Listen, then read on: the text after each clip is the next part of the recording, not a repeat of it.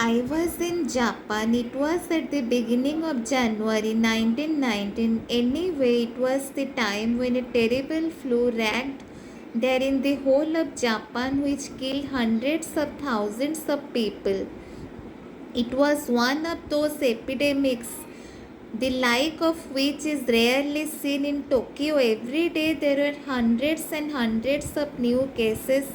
The disease appeared to take this turn. It lasted 3 days, and on the third day, the patient died, and people died in such large numbers that they could not even be cremated. You understand, it was impossible. There were too many of them, or otherwise, if one did not die on the third day, at the end of 7 days, it was altogether cured, a little exhausted, but all the same completely cured. There was a panic in the town, for epidemics are very rare in Japan.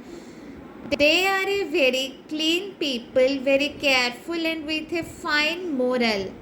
Illness are very rare, but still it came as a catastrophe. There was a terrible fear. For example, people were seen walking about in the streets with a mask on the nose, a mask to purify the air they were breathing so that it might not be full of the microbes of the illness. It was a common fear. Now it so happened I was living with someone who never ceased troubling me. But what is this disease? What is there behind this disease? What I was doing, was simply to cover myself with my force, my protection, so as not to catch it, and I did not think of it any more and continued doing my work. Nothing happened, and I was not thinking of it, but constantly I heard, "What is this? Oh, I would like to know what is there behind this illness." But could not.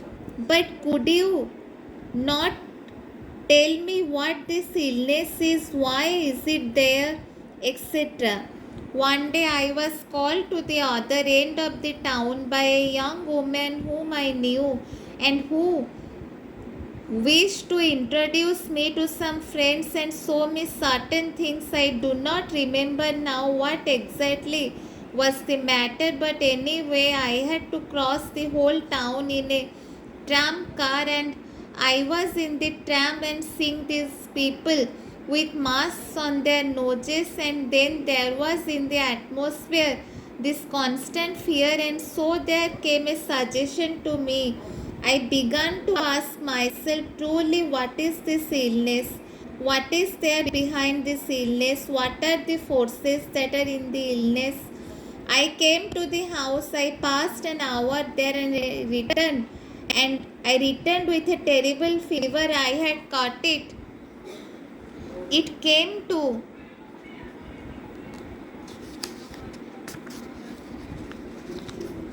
you thus without preparations, instantaneously. Generally illness from germs and microbes take a few days in the system. They come, there is a little battle inside. You win or you lose. If you lose, you catch the illness. It is not complicated. But there you just receive a letter, open the envelope, hope puff. The next minute you have the fever. Well, that evening I had a terrible fever. The doctor was called. It was not I who called him. The doctor was called, and he told me I must absolutely give you this medicine. It was one of the best medicines for the fever. He had just a little, all their stocks were exhausted. Everyone was taking it. He said, I have still a few packets. I shall give you some, I beg of you. Do not give it to me. I won't take it. Keep it for someone who has faith in it and will take it. He was quite disgusted. It was no use my coming here. So I said perhaps it was no use, and I remained in my bed with my fever, a violent fever. All the while I was asking myself, what is this illness? Why is it there? What is there behind it? At the end of the second day, I was lying all alone. I saw clearly a being with a part of the head cut off in a military uniform, or the remains of a military uniform, approaching me and suddenly flinging himself upon my chest with the half head to shock my force.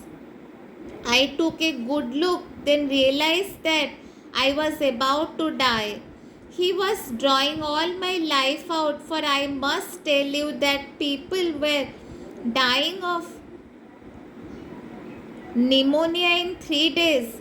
I was completely nailed to the bed without movement in a deep trance. I could no longer stir and he was pulling. I thought, now it is the end. Then I called on my occult power. I gave a big fight and I succeeded in turning him back so that he could not stay there any longer, and I woke up. But I had seen and I had learned, I had understood that the illness originated from beings who had been thrown out of their bodies. I had seen this during the first great war towards its end, when people used to live in trenches and were killed by bombardment.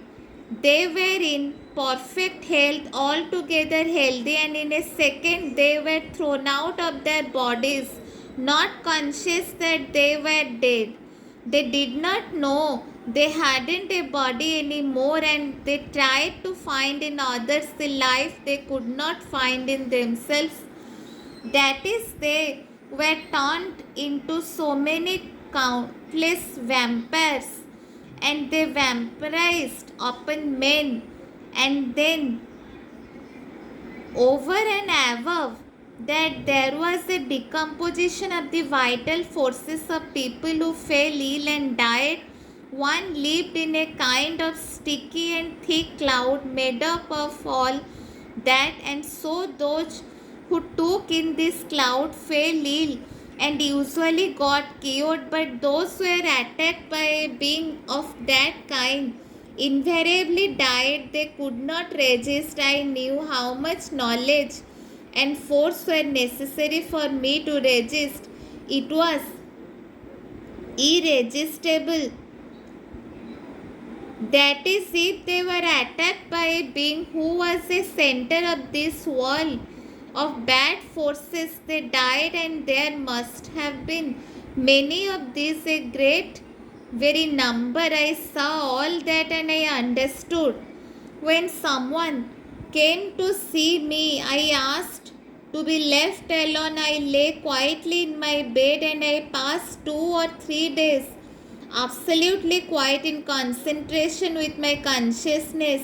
Subsequently, a friend of ours, a Japanese, a very good friend, came and told me, "Ah, you were ill." So, what I thought was true. Just imagine, for the last 2 or 3 days, there hasn't been a single new case of illness in the